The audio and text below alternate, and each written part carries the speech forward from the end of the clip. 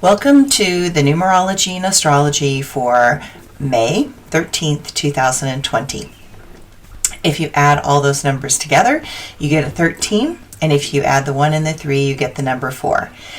The number 4 is about the number of neutral mind, and neutral mind is a very high-level game, so you have to think of like who are the great neutral minds, Buddha, Gandhi, Nelson Mandela, and so whenever I go into a 4-day, I always try and emulate these amazing people. And one of the things that I like to do is I like to embody them, meaning that I call them in. You know, my favorite one is Buddha, to be honest. It's like I think, okay, if Buddha was walking through my day today and he was looking out through my eyes, what would he see? And how would he respond? And so that's a great exercise to do today, to kind of say, you know, if I was feeling into his body and his solidness and his surety and his congruency and his ability to stay absolutely at peace no matter what is being thrown at him, that would be really helpful to embody him. And I do believe that all of the enlightened beings and those that have gone before us, that have more wisdom and clarity than us, are energetically available to us should we want to use them as access doors to understand something. So many times if I'm having a bad day or a difficult day, it's like I kind of sit there and I go, what would Buddha do? Like, what would Sariputta do? What would Nelson Mandela do? What would Mother Teresa do? What would, like I try and step out of myself, because myself has a very narrow, limited viewpoint on things, and, kind of step into a broader, bigger perception and overview. And I find that once I step out of my I-ness, my me-ness, there's oftentimes a wide access of more information that could come to me, okay? So today, as you can see, I'm in a sweater again. So I go from being in a sundress to being in a sweater. Welcome to the energy of Northern California. And it's raining again. And we love the rain here. I love the rain. And I actually love cool weather. Most people think, oh, it's raining and it's wet and it's cold and it's damp. And I just love that. I just totally love that. So it's probably good that I live in Northern California, but I know there's a lot of sunbirds out there, but I love it when it rains because I think the world needs the rain. So to me, harmony is when it rains. My body temperature cools off. I'm normally very hot energetically, and so, I feel like I finally can ground into the physical world when the temperature outside and the moisture level outside matches what I need for my body. And so what I love about living in the redwoods in the rain is that you can literally feel the trees call to the rain and pull the weather into the area so that they can have a drink, because redwood trees actually get water from their leaves and the humidity, and not just the rain that lands on the ground. So there's this symbiotic relationship in all forms of nature. So here in Northern California, the ocean kisses the land and the land calls to the ocean. And together they sing and dance together in a timeless dance of intimacy and connection. Nature is perfectly attuned to the cycles of the seasons, and balance comes with the number 4 through aligning yourself with those natural flows and being aware in each moment. Personal inner contentment supports a type of harmony that is right now essential for sanity and holding a spark of hope. The astrology for today. As you wake up on Wednesday, the warrior planet Mars will have moved into the intuitive and compassionate sign of Pisces until June 27th. And the loving, graceful planet Venus turns retrograde until June 24th. It is a perfect time to use your intuition and step into being your version of a spiritual warrior. You are being compelled to take action to find ways to bring compassion, care, and love and hope into the world. Venus can help you find new ideas for a relationship and balancing that budget. Given the challenging economy, tightening up on that budget is kind of important, so keep it there. So keep it tight. The energy right now is supporting choices and projects that are short and quick, and it can help you produce a little extra income. Overall, the emotional and spiritual goals clearly hold a higher priority over traditional goals and ideals. The energy patterns today are erratic, so don't judge yourself if you are feeling a bit all over the place. If you feel as if direct routes to success are blocked, you would probably be right. You have to find a way around things. Nothing feels simple anymore. While you may want to confront and rage against the machine that seems to control your life, you don't have the options you would prefer anyway. So, what are you going to do? Okay, so you come back into a place of harmony within yourself, drop into that number 4, call in, some higher guides and angels to give you insight so that you can kind of put your own agenda behind you. And satisfaction will not come from any angle that's not aligned with the natural flow. So, it's really interesting to me. If you could really stop, slow down enough, and feel into what the natural flow was, and you stopped allowing your mind to go into resistance around just doing something. I found a long time ago that my mind constantly wants to resist, and a part of me just likes to resist. So there's that part too, and I have to love both parts. But I find that it's just such a waste of time. It's just such a waste of energy on so many levels. So it's better just to go, oh, okay, this is what we're doing now. Okay, this is what we're doing now. Okay, this is what we're doing now. And, I've actually had people in my life say, well, Suzanne, don't you have an opinion? I'm like, opinions never really got me any place. Opinions never got me anywhere. Sure, I have tons of opinions that most of the time, are in my head. Not that I'm not blogging and giving you my opinion, but, I don't see this as an opinion. I see it more as a sharing and a reference point. There's a difference between, kind of some days standing on a soapbox and preaching and sort of sharing ideas and insights with other people while remaining open to the fact that my perception is only one specific thing. So, in this astrology right now, instead of doing the things that you want to do, that I want to do this and I want to do that.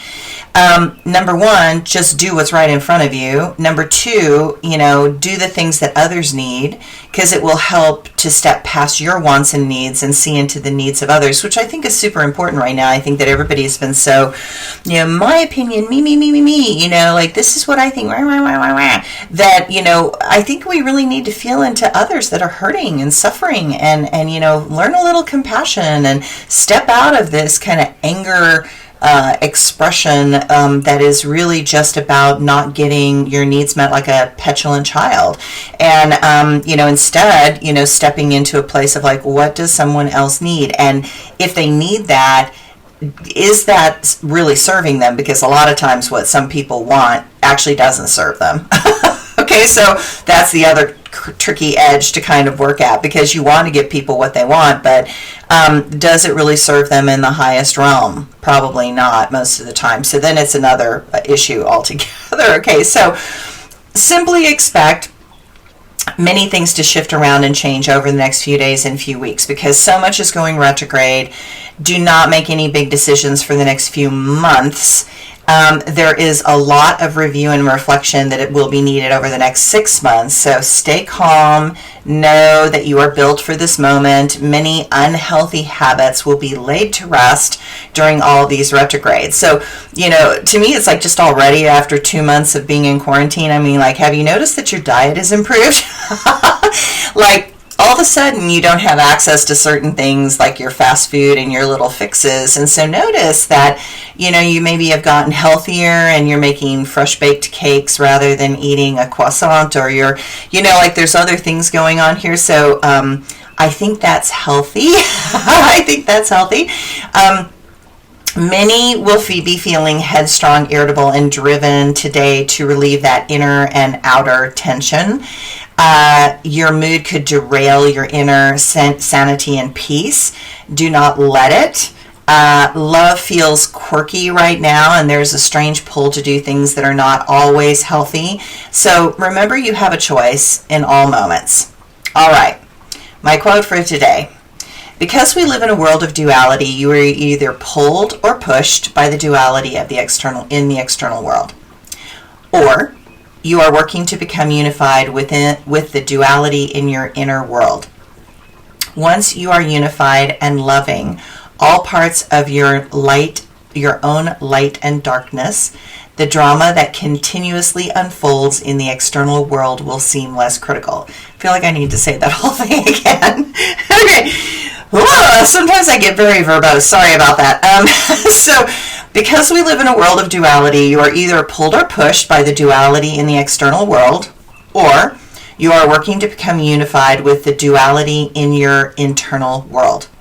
Once you are unified and loving all parts of your own light and darkness, the drama that continuously unfolds in the external world will seem less critical. Hopefully that's clearer. Thanks for your patience. Okay, now, so my blog for today is a little story again about my childhood. So, as a child, I felt connections between past realities and present. It's hard to describe because to me, they overlapped constantly, and there was less of a defined line than you would believe. There were all these layers that overlapped, intermingled, and engaged with each other. So as a 4-year-old child, I walked into a room of Catholic Church women, because there was a Catholic Church women's group at my house because we were raised Catholic. And they were having a meeting, and I overheard them discussing strongly that reincarnation was not real because the church said it was so. And I said, just as strongly back at 4 years old, incredulously, well, of course you've had past lives, can't you remember yours? Doesn't that sound like me? At 4 years old, I was doing that. They stared at me blankly and in shock, and finally one woman said, no, I do not remember any past lives. That was the first moment when I realized something that would come to me as a lesson again and again throughout my childhood. Here were these religious women who believed in God, but they had lost all real divine connection to what was true and what was right there in front of them. I could see the filaments of their past lives touching them, moving them, motivating them, but they didn't. They were lost and unaware in the chaos of their minds and the minds of adults. I could see their angels and guides trying to help them. Some of those guides would just shake their head like this, meaning that no, they do not understand. That was the moment when I began to recognize the real trouble this world was in. Here were these women that wanted to know God, but did not know that God was all around them in every moment. They had allowed this life of duality and density to disconnect them from the higher realms. No wonder they were so zealous in wanting to look and act spiritual. They wanted to believe that they still had a connection, but they did not. And that was the danger. Adults were in control of this world. They made the decisions that impacted everyone. But they should not be allowed to be in control because they were very lost themselves. From that point on, in my head, I called the religious zealots the pretenders. They pretend to know when they have forgotten what is really important. They go through the motions and believe that will save them from the suffering that they inflict on others because of their disconnection, but it will not. They repeat the spiritual words over and over again in church, but it is them that do not feel into those words or the meaning, the real meaning of those words. They do not embody those words. Those words do not inspire divine action within them. I wondered if they repeated the words enough if they could eventually remember. And I think that's part of what religion is about. That people are drawn there because they have forgotten and they're trying to remember, and that they know that the spiritual words, have great power and great value, and maybe by repeating those spiritual words over and over again that they can find that reconnection. I remember sitting in church, and same if I go to church today, I watch everybody be like little automatons. And they're like little robots. They're repeating everything, but they're not feeling anything. And it's like, our Father who art in heaven, hallowed be thy name, right? Like, can you feel that? And it's like, but most people are flat, that they really have lost that connection. And me, I'm like, I'm feeling the words. I'm feeling into what those words do to my body and how they resonate in my body. But, so many people are just kind of going through the motions without being connected. They're like a head above a body, but they're not really feeling into anything. And that was the realization that has carried me through this life. I could believe the words that someone spoke, or I could believe my experience of who they showed themselves to be. The words adults spoke often sounded beautiful and wonderful. They seemed perfect. But my experience of them was often contrary and out of alignment with the truth that they embodied and acted out in the world. That is when I realized that words can be deceptive and hide truth. I was 4 years old when I realized that. Words can be used as a disguise and are inadequate to give a full picture of what is really going on. I decided that most adults could not be trusted because they had lost their God connection. While they would recite the words that were the rules of this domain, and that they did not know what was really going on. They couldn't feel below the surface because they had disconnected with some essential part of their nature. I vowed to never lose that connection and to always remember to trust myself more than I trusted the words of others. Now, that decision did isolate me from others for years, and it did make it hard for me to let information in from others because I assumed that they were always speaking from their own distortion, which most of the time was true. But occasionally there were others like me that had navigated this world by staying in touch with their inner child and that divine connection that lives and breathes in everyone. And those people in the right circumstances could give some valid information and insight. But I wouldn't change what I did because I learned a lot by trusting myself first. I learned that I had to own when I was off. I had no one to blame but myself. I found I was generally happier than the others that I witnessed. If you are willing to learn and grow, then trusting your own process is a powerful tool for growth. If you are unwilling to evolve and grow from your mistakes and think that you were always right, you are mentally ill and a sociopath. If you blame others for your experiences and choices, then you have lost that connection to the divine that has a conscience to tell you when you are off and out of line. That is why I say to people that I have been wrong a lot. Probably a lot more than everybody else because I'm so aware when I'm wrong, because the universe hits me really hard and I have angels and guides going, nope, that's wrong. And I'm like, and I have made thousands and thousands, tens of thousands of mistakes, but I try to learn from each and every one of them. And I lean into my own discomfort and do not blame anyone for my life, my actions, or my choices. I recognize that truth lies at the other side of my own beliefs. And the discomfort is a clue that the door is close by.